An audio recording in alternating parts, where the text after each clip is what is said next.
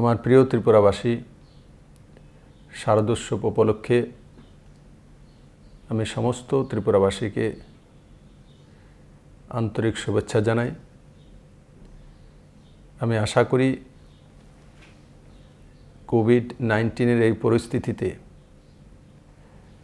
আমরা কেন্দ্র এবং রাজ্য সরকারের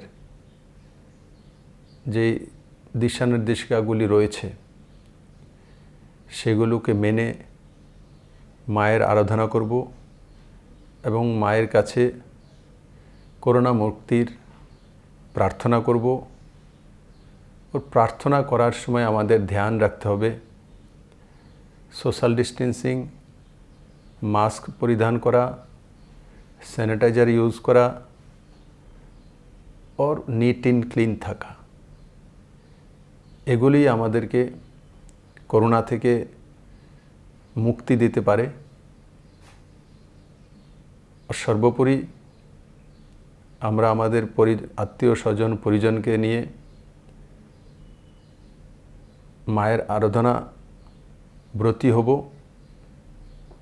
কিন্তু ব্রতী হওয়ার সঙ্গে সঙ্গে আমাদের যে মূল মন্ত্রগুলো আদরণীয় প্রধানমন্ত্রীজি সম্পূর্ণ দেশবাসীর কাছে আপিল করেছেন, সেই আপিলগুলো আমরা স্বতঃস্ফূর্তভাবে সার্বিকভাবে পালন করব, সাবধানতা অবলম্বন করব এবং মায়ের আশীর্বাদ নিয়ে নিজের পরিবারকে নিয়ে স্বাচ্ছন্দ্যে থাকব। আবারও সবাইকে শারদীয় শুভেচ্ছা।